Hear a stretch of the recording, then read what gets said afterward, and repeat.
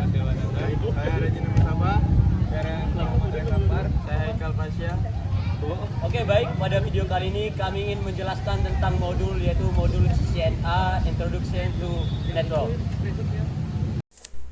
Baik, assalamualaikum warahmatullahi wabarakatuh. Saya Haikal Pasya dari program studi teknologi rekayasa internet dari kelas 2B. Jadi di sini saya akan menjelaskan materi tentang network trends atau tren jaringan. Jadi materi ini membahas berbagai teknologi dan praktik terini yang memengaruhi cara jaringan digunakan dan dikelola. Jadi berikut ada penjelasan untuk submateri ya, beserta contohnya saya akan menjelaskan. Yang pertama, tren terkini atau recent trends.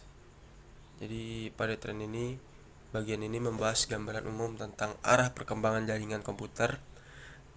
Tren utama mencakup peningkatan konektivitas, mobilitas, dan integrasi berbagai jenis perangkat serta layanan. Dan untuk contoh, ada pergeseran dari jaringan kabel statis ke kombinasi jaringan kabel dan nirkabel yang dinamis, serta peningkatan penggunaan aplikasi berbasis cloud dan komunikasi video. Lalu ada bring your own device atau bawa perangkat Anda sendiri. Ini adalah kebijakan yang memungkinkan karyawan atau mahasiswa menggunakan perangkat pribadi mereka, yaitu laptop, bisa tablet, smartphone, untuk mengakses sumber daya dan data jaringan organisasi atau kampus. Contoh, seorang mahasiswa menggunakan laptop pribadinya untuk mengakses portal akademik kampus, mengunduh materi kuliah, dan mengerjakan tugas di jaringan WiFi kampus. Lalu kolaborasi daring atau online collaboration. Topik ini mencakup alat dan teknologi yang memungkinkan individu untuk bekerja sama dan berkomunikasi secara efisien melalui internet, terlepas dari lokasi fisik mereka. Contoh penggunaan platform seperti Cisco WebEx, Zoom, atau Google Meet untuk kelas daring, rapat proyek kelompok, atau berbagi dokumen secara real time. Lalu ada komunikasi video. Jadi komunikasi video ini berfokus pada teknologi yang memungkinkan transmisi audio dan video berkualitas tinggi melalui jaringan IP. Ini mencakup konferensi video dan streaming. Contoh sistem konferensi video di ruang kelas atau kantor, atau panggilan video antara dosen dan mahasiswa untuk bimbingan skripsi. Lalu ada video Cisco WebEx untuk Huddles atau video Cisco WebEx for Huddles. Pembahasan spesifik mengenai solusi komunikasi video Cisco yang dirancang untuk ruang rapat kecil atau informasi, huddle rooms ya, atau memfasilitasi kolaborasi yang cepat dan mudah. Untuk contoh, penggunaan perangkat Cisco WebEx RoomKit Mini di ruang rapat kecil untuk menghubungkan tim yang tersebar di lokasi berbeda. Lalu ada komputasi awan atau cloud computing. Jadi cloud computing ini model penyediaan layanan komputasi atau server, penyimpanan basis data, perangkat lunak, dan lain-lainnya melalui internet atau awan. Penggunaan tidak perlu mengelola infrastruktur fisik sendiri ya. Contohnya kampus menggunakan layanan cloud atau menyimpan data mahasiswa atau menjalankan aplikasi akademik daripada mengelola pusat data lokal yang besar ya. Lalu ada tren teknologi di rumah atau teknologi trend in the home ya. Jadi topik ini membahas bagaimana teknologi jaringan merambah lingkungan rumah ya, termasuk perangkat smart home dan peningkatan kebutuhan bandwidth untuk hiburan dan kerja jarak jauh. Untuk contohnya penggunaan asisten suara, pencahayaan pintar, dan jaringan rumah dan jaringan rumah yang kuat untuk mendukung streaming video 4K dan game online ya. Lalu ada jaringan power line atau power line networking. Di topik ini teknologi yang menggunakan kabel listrik yang sudah ada di dalam gedung untuk mentransmisikan data jaringan. Ini berguna di area yang sulit dijangkau ya oleh kabel Ethernet atau sinyal Wi-Fi. Contoh menggunakan adapter power line untuk menyediakan koneksi internet ya, di ruang bawah tanah atau lantai atas tanpa harus memasang kabel jaringan baru. Lalu ada broadband nirkabel atau wireless broadband. Jadi ini layanan akses internet berkecepatan tinggi yang disampaikan secara nirkabel, seringkali melalui jaringan seluler atau 4G, bisa 5G, atau teknologi nirkabel tetap atau fixed wireless ya. Contohnya menggunakan modem seluler 5G di daerah pedesaan sebagai alternatif untuk koneksi kabel, atau menggunakan Wi-Fi publik di kafe atau bandara. Oke, cukup sekian penjelasan tentang materi tren apa tadi ya? Tren jaringan ya. Jadi sekian ya tentang penjelasan materi tren jaringan dari saya. Jadi ya langsung saya akhiri. Wassalamualaikum warahmatullahi wabarakatuh. Halo semua, saya Resto Anggara, NPM 25782051 dari kelas 2B Teknologi Rekayasa Internet. Nah, oke, di sini saya akan menjelaskan yaitu pada modul 1 yaitu di 1.2 yaitu tentang network komponen. Nah, di network komponen ini ada 5 jenis, yaitu yang pertama yaitu ada host role, adalah peran yang dimiliki suatu perangkat atau host dalam jaringan. Nah, di dalam sebuah host bisa berperan sebagai klien, yaitu tentang sebagai meminta layanan data. Nah, contohnya seperti laptop kita buka si Google. Nah, lalu ada server. Nah, server ini memberikan layanan data untuk ke laptop bisa mengakses ke website atau web. Nah, oke, yang ketiga ada board atau klien dan server. Di sini bisa meminta sekaligus memberi layanan. Contohnya seperti komputer yang berbagi file ke komputer lain. Nah, intinya host role ini berfungsi untuk perangkat dalam jaringan begitu. Oke, yang kedua di sini ada peer to peer.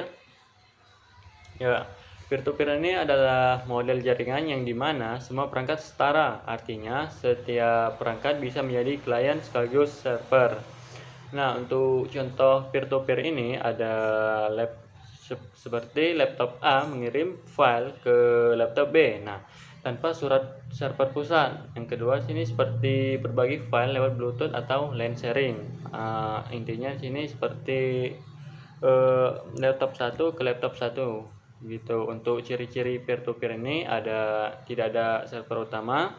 Yang kedua cocok untuk jaringan kecil. Yang ketiga mudah dibuat. Yang keempat yaitu ada keamanan dan penggunaan lebih sulit kalau skala besar. Nah, intinya semua perangkat saling berbagi langsung gitu. Yang di sini ada yang ketiga ada end device. End device adalah perangkat yang menjadi awal dan akhir komunikasi data dalam jaringan. Contohnya contoh end device ini ada PC atau laptop, smartphone, printer. Yang keempat ada server, yang kelima ada IP kamera, dan yang keenam ada yang terakhir ada smart TV dan lain-lain. Fungsinya sendiri seperti mengirim data atau menerima data. Nah, intinya end device yaitu perangkat pengguna yang memakai jaringan, perangkat yang menggunakan jaringan. Nah, di sini yang keempat yaitu intermediary device. Intermediary device ini adalah perangkat yang berfungsi sebagai perantara untuk menghubungkan end device dalam jaringan. Contohnya seperti router yang menghubungkan jaringan berbeda LAN ke internet. Nah, yang kedua di sini ada switch yang menghubungkan perangkat dalam LAN. Yang ketiga ada access point menghubungkan WiFi ke jaringan kabel. Nah, yang keempat ada modem. Contohnya seperti mengubah sinyal ISP menjadi sinyal jaringan. Oke, yang terakhir ada firewall untuk melindungi jaringan dari serangan gitu. Untuk fungsi intermediary device ini untuk mengarahkan jalur data atau routing. Yang kedua ada menghubungkan perangkat. Yang ketiga ada mengatur lalu lintas jaringan. Yang terakhir menjaga keamanan jaringan. Intinya intermediary device ini alat penghubung dan pengatur jalur jaringan begitu. Nah, yang terakhir yaitu ada network media. Nah, network media ini yaitu media atau jalur yang digunakan untuk mengirim data dari satu perangkat ke perangkat lain. Seperti jenis network media ada beberapa, yaitu ada kabel, tipe kabel atau wired, itu seperti kayak UTV atau Ethernet kabel. Yang kedua ada fiber optik. Fiber optik ini kalau tidak salah paling cepat dan jauh. Yang ketiga koaksial, itu jenis-jenis kabel dalam network media. Nah, di network media juga ada nirkabel atau wireless. Di sini seperti WiFi, Bluetooth, dan radio atau satelit. Nah, intinya network media ini jalur yang mengantarkan data atau sinyal lah. Nah, oke, untuk kesimpulannya di sini host role tadi yaitu peran perangkat atau klien atau server. Yang kedua peer to peer, semua perangkat setara saling berbagi langsung.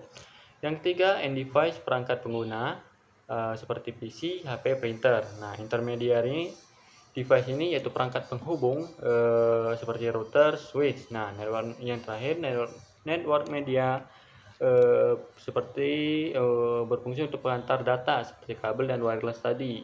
Nah, gitu. Oke, mungkin itu saja untuk penjelasan tentang komponen network komponen.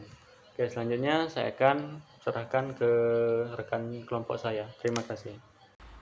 Assalamualaikum warahmatullahi wabarakatuh. Perkenalkan, nama saya Fiana Rakaran dengan NPM 25782115 dari Prodi TRI 2D. Jadi, di sini saya akan menjelaskan network representation and topologies. Saat membangun atau mengelola jaringan yang kompleks, seorang administrator jaringan itu perlu cara untuk memvisualisasikan koneksi antar perangkat. Nah, di sini pentingnya kita memahami apa itu representasi jaringan. Bayangkan, jika kita punya sebuah peta tanpa simbol yang jelas, tentu saja kita akan tersesat. Begitu juga dengan jaringan. Kita menggunakan diagram untuk melihat di mana perangkat kita berada dan bagaimana mereka terhubung. Yaitu ada komponen dalam diagram jaringan. Secara umum, ada 3 kategori utama simbol yang sering muncul dalam diagram. Yang pertama, itu device atau perangkat ujung. Nah, ini adalah perangkat yang sering kita gunakan sehari-hari seperti desktop, komputer, laptop, printer, ID phone, hingga wireless tablet. Nah, perangkat inilah yang menjadi sumber atau tujuan akhir dari data. Yang kedua, ada intermediary device, yaitu perangkat perantara.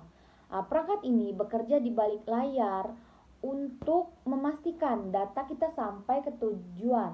Contohnya itu ada wireless router, LAN switch, router, hingga firewall application untuk keamanan. Yang ketiga ada network media, yaitu media jaringan. Nah, ini tuh adalah jalan tempat data mengalir. Ada tiga garis, yaitu garis biru yang bergelombang mewakili wireless media, garis hitam lurus mewakili LAN media, garis merah dengan simbol petir itu mewakili WAN media. Nah, ada topologi penting. Sebelum masuk ke topologi, ada 3 istilah teknis yang wajib kita ketahui.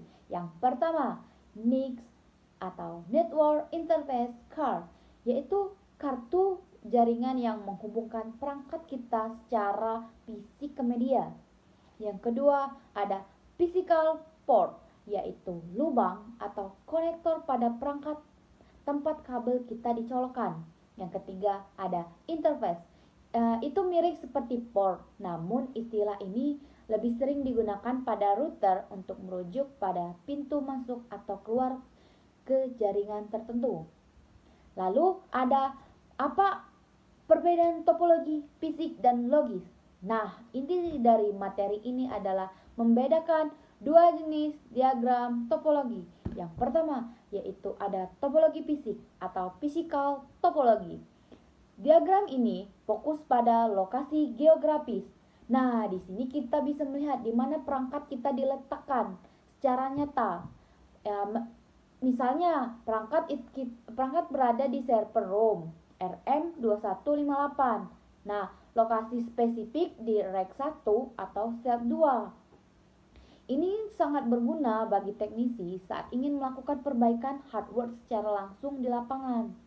Yang kedua yaitu topologi logis atau logical topologi. Perbedaan dengan fisik, topologi logis itu fokus pada bagaimana data kita mengalir.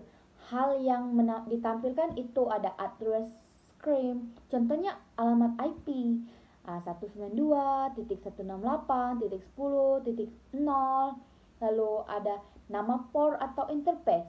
Kita bisa melihat kode seperti FA0/1 atau Fast Ethernet. Diagram ini sangat penting bagi administrator jaringan untuk melakukan konfigurasi software dan troubleshooting konektivitas. Nah, kesimpulannya, topologi fisik itu memberitahu kita di mana perangkatnya, sedangkan topologi logis memberitahu kita bagaimana perangkat tersebut berkomunikasi. Memahami keduanya adalah langkah awal yang krusial sebelum kita melakukan langkah jauh di dunia networking. Sekian penjelasan dari saya Eli. Wassalamualaikum warahmatullahi wabarakatuh. Assalamualaikum warahmatullahi wabarakatuh. Perkenalkan, nama saya Naila Deswita dengan NPM 2578210. Di sini pada video kali ini saya akan membahas tentang modul 1.4, yaitu jenis-jenis jaringan. Tahukah kalian kalau misalnya jaringan itu hadir dalam berbagai ukuran, mulai dari yang sederhana sampai ke yang paling besar ya, atau super besar yang menghubungkan jutaan perangkat di seluruh dunia. Jaringan dengan berbagai ukuran. Secara garis besar kita bisa membagi jaringan berdasarkan skala penggunaannya. Jaringan rumah kecil misalnya biasanya itu untuk berbagi printer, dokumen, atau foto antar perangkat di rumah. Ada juga SOHO, Small Office Home Office ya. Ini tuh memungkinkan orang bekerja dari rumah atau kantor kecil untuk mengakses data pusat dan berkomunikasi dengan pelanggan. Ada juga jaringan menengah hingga besar. Itu digunakan oleh korporasi atau sekolah yang memiliki ratusan bahkan ribuan host ya, yang saling terhubung di banyak lokasi. Ada juga jaringan seluruh dunia. Ini jaringan besar ya, internet. Inilah jaringannya jaringan. Jadi kumpulan jaringan publik dan pribadi yang terhubung secara global. Sini kita akan membahas konsep jaringan peer-to-peer. Di jaringan kecil ya, seperti di rumah, seringkali kita ketemukan model peer-to-peer, artinya satu komputer ya berperan ganda. Jadi lebih dari satu. Dia bisa menjadi server yang membagikan data sekaligus menjadi klien yang meminta data dalam waktu yang bersamaan. Sederhana dan efisien untuk skala kecil. Lalu lanjut, kita di sini akan mengenal jaringan local area network dan wide area network. Ada 4 hal utama yang membedakannya. Jadi ada luas area, jumlah pengguna, jenis layanan, dan siapa yang bertanggung jawab mengelolanya. Local area network atau LAN ini mencakup area geografis kecil seperti rumah, satu gedung kantor kecil, atau kampus kecil.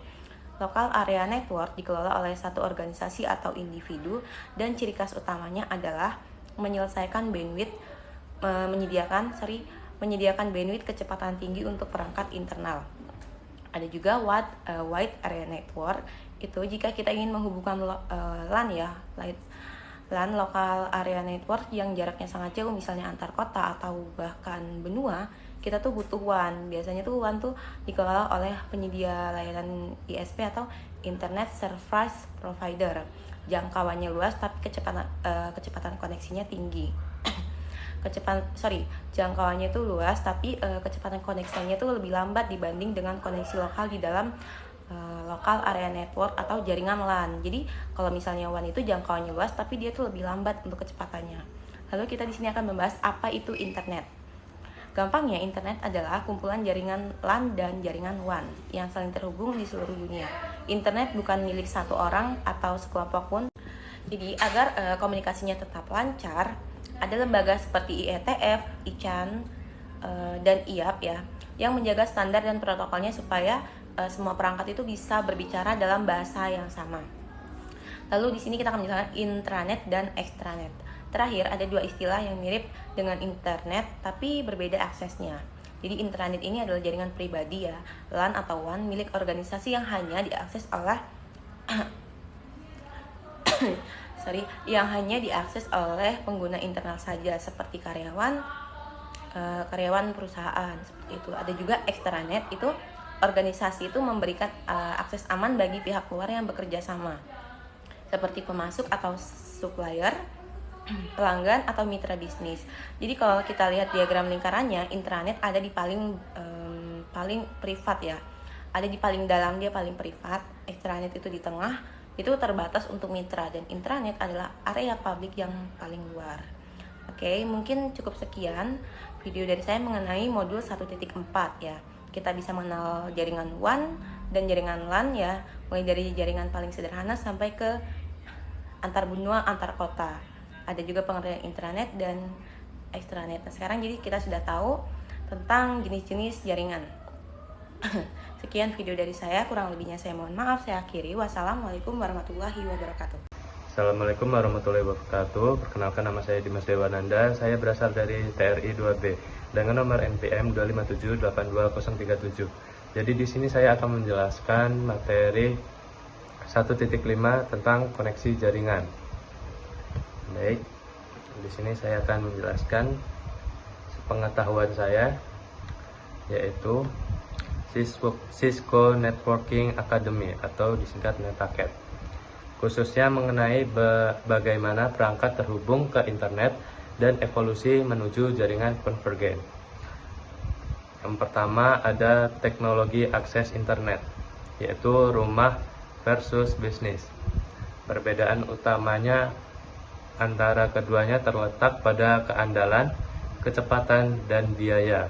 Untuk rumah dan kantor kecil itu ada kabel menggunakan infrastruktur TV kabel yang sangat cepat dan populer. Yang kedua ada DSL atau Digital Subscriber Line.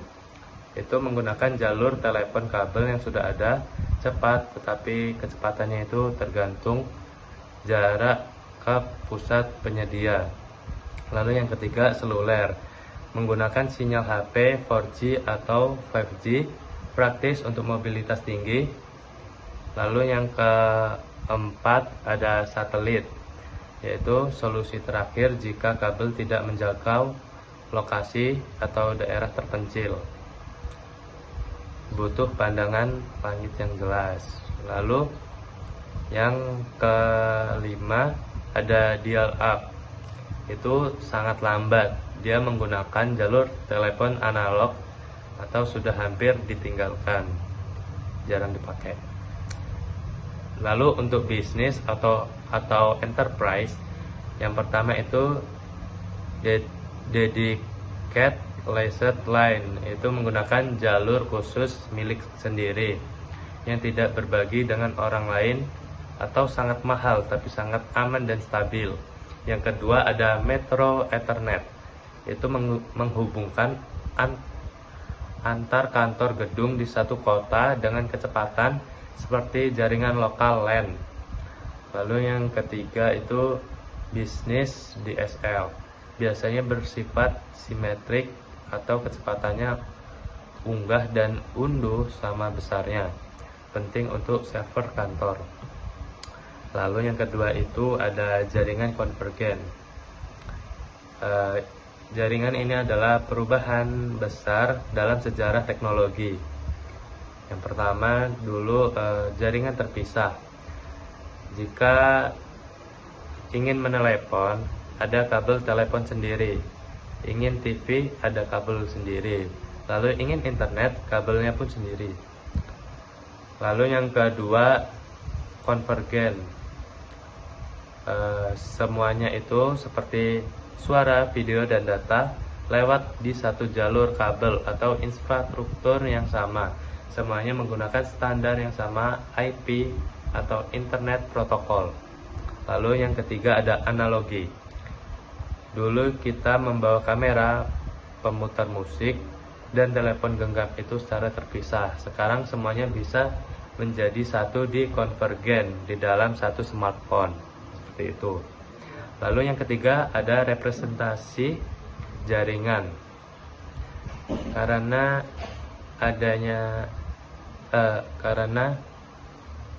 tentang aktivitas paket tracer ini adalah langkah awal untuk mulai mempraktikkan teori di atas secara virtual. Di dalam paket tracer kita akan melihat icon-icon yang memiliki materi tersebut. Yang pertama ada end device yang terdiri dari PC, laptop, server, dan IP phone. Yang kedua ada intermediary device yang terdapat router, switch, dan firewall. Yang ketiga ada media yang terdapat kabel tembaga atau copper, serat optik atau fiber, dan terakhir nirkabel atau wireless. Karena sebelumnya kita sedang mengerjakan proyek simulator otomasi jaringan dengan Python, pemahaman tentang jaringan konvergen yang sangat penting. Otomasi jaringan biasanya berjalan lebih optimal pada infrastruktur yang sudah terintegrasi konvergen karena protokol yang digunakan itu seragam. Mungkin sekian yang bisa saya jelaskan. Kurang lebihnya saya mohon maaf. Assalamualaikum warahmatullahi wabarakatuh. Assalamualaikum warahmatullahi wabarakatuh. Perkenalkan, nama saya Muhammad Ramadhani dengan NPM 2578245 dari kelas TRI 2B. Jadi saya di sini akan menjelaskan modul di NetaChat 1.6 yaitu arsitektur jaringan. Jadi arsitektur jaringan itu adalah sebuah rencana struktural yang menentukan bagaimana perangkat-perangkat dalam suatu jaringan komputer saling terhubung, berkomunikasi, dan berinteraksi satu sama lain. Sederhananya adalah cetak biru atau kerangka kerja yang mengatur tata letak, fisik, logika dari sebuah sistem komunikasi data. Komponen-komponen dalam arsitektur itu ada 3. Yang pertama ada hardware, yaitu perangkat keras seperti router, switch, server, dan kabel. Selanjutnya ada software, sistem operasi jaringan dan aplikasi pendukung. Selanjutnya ada protokol, aturan main agar perangkat bisa saling berbicara seperti TC, IP, dan atau HTTP. Jadi 2 jenis arsitektur berdasarkan hubungan logika. Ada 2 model hubungan yang paling umum digunakan dalam dunia teknologi. 1. Client server. Model di mana ada satu lebih komputer pusat server yang menyediakan layanan atau data. Sementara komputer klien meminta layanan tersebut. Contohnya adalah saat kita mengakses website atau database kampus. Yang kedua ada pertoper P2P. Di sini komputer memiliki kedudukan yang sama, tidak ada server tunggal. Setiap perangkat bisa menjadi penyedia data sekaligus penerima data. Biasanya digunakan untuk berbagai file dalam skala kecil atau melalui jaringan khusus. Selanjutnya ada toleransi kesalahan atau fault tolerance. Toleransi kesalahan adalah kemampuan jaringan untuk tetap beroperasi meskipun terjadi kegagalan pada salah satu komponennya, seperti kabel putus atau router mati. Redundansi. Kunci dari aspek ini adalah menyediakan jalur cadangan. Jika satu jalur gagal, data secara otomatis akan mencari jalur lain. Untuk contohnya, penggunaan topologi mesh, di mana setiap titik memiliki banyak koneksi, sehingga tidak ada single point of failure. Yang kedua ada skabilitas. Skabilitas mengacu seberapa mudah jaringan dapat tumbuh dan berkembang untuk mendukung pengguna baru dan layanan baru tanpa mengorbankan kinerja. Desain hierarkis. Arsitektur yang baik biasanya dibagi menjadi beberapa lapisan seperti akses, distribution, dan core. Dengan cara ini, kita bisa menambahkan beban di satu bagian tanpa harus membongkar seluruh sistem. Yang kedua ada efisiensi. Jaringan yang scalable memungkinkan penambahan ribuan perangkat dengan dampak minimal pada kecepatan akses pengguna lama. Yang ketiga ada kualitas layanan atau quality of service. Quality of service adalah mekanisme untuk mengelola lalu lintas jaringan agar aplikasi yang sensitif terhadap waktu tetap berjalan lancar. Untuk prioritas datanya, jaringan harus bisa membedakan jenis data. Misal, lalu lintas voice over IP, VoIP IP, atau video conferencing diberikan prioritas lebih tinggi daripada mengunduh file besar atau email. Untuk parameternya, kios menggunakan hal seperti bandwidth, lebar jalur, delay penundaan, dan jitter variasi penundaan. Yang keempat ada keamanan atau security. Keamanan dalam arsitektur jaringan melibatkan perlindungan infrastruktur dari akses yang tidak sah, penggunaan atau pencurian data. Untuk contohnya, kerahasiaan, confidentiality, memastikan hanya penerima yang sah yang bisa membaca datanya, misal dengan enkripsi. Selanjutnya ada integritas, menjamin bahwa data tidak dapat diubah selama perjalanan dari pengiriman ke penerima. Selanjutnya, yang terakhir, ketersediaan, availability, memastikan pengguna yang sah selalu memakai akses ke sumber daya jaringan, mencegah serangan seperti DDoS. Jadi, keempat ini saling berkaitan. Misal jaringan dengan keamanan yang buruk bisa diserang hingga menurunkan ketersediaannya. Atau cost yang buruk bisa membuat jaringan yang scalable terasa sangat lambat. Oke, mungkin itu saja yang dapat saya sampaikan. Untuk lebih dan kurang saya mohon maaf. Wassalamualaikum warahmatullahi wabarakatuh. Oke, baik. Pada video kali ini saya ingin menjelaskan tentang modul, yaitu pada bagian 1.1, yaitu pentingnya jaringan dalam kehidupan manusia. Komunikasi merupakan kebutuhan fundamental manusia yang tingkat kepentingannya berada tepat di bawah kebutuhan fisik dasar seperti udara, air, makanan, dan tempat tinggal. Di era modern, teknologi jaringan telah mengubah cara kita berinteraksi dengan memungkinkan hubungan instan yang melampaui batas geografis. Hal ini memfasilitasi kolaborasi ide secara global, penyebaran informasi dan berita dalam hitungan detik, serta memungkinkan individu untuk tetap bersosialisasi meskipun terpisah jarak yang sangat jauh. Singkatnya, jaringan telah menjadi infrastruktur vital yang menghubungkan manusia dan mendukung keberlangsungan hidup sosial di seluruh dunia. Kelanjut pada 1.2. Pada 1.2 saya nggak usah menjelaskan karena pada 1.2 itu adalah bagian video. Saya akan lanjut pada 1.3.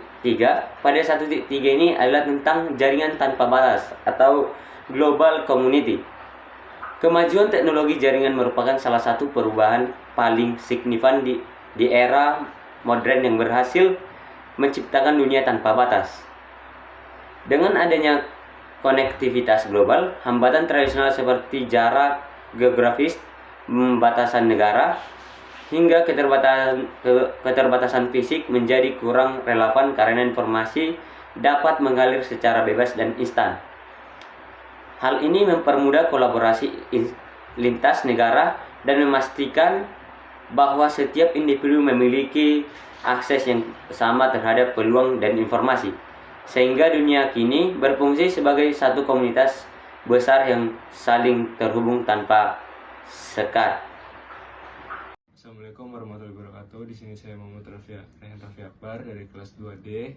Di sini saya akan menjelaskan modul 1, yaitu tentang keamanan jaringan. Di sini ada ancaman keamanan.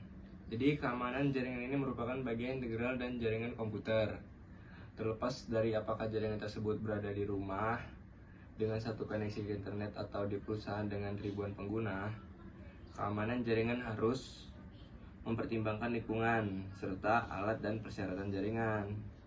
Nah, di sini terdapat beberapa ancaman eksternal umum terhadap jaringan.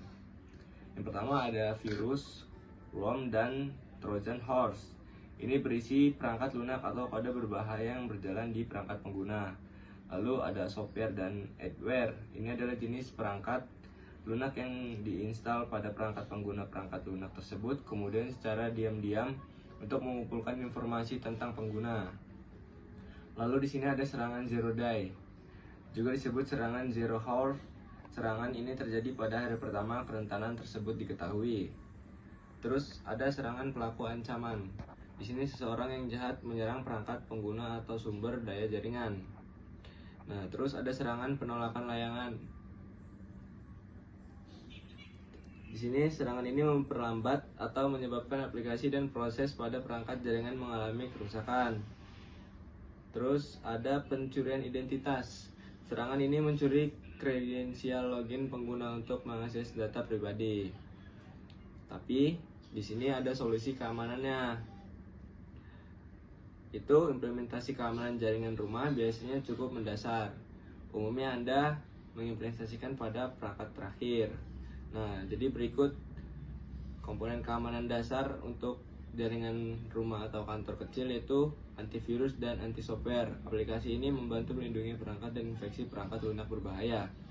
Terus ada lagi penyaringan firewall. Penyaringan firewall memblokir akses tidak sah untuk dan keluar dari jaringan ini.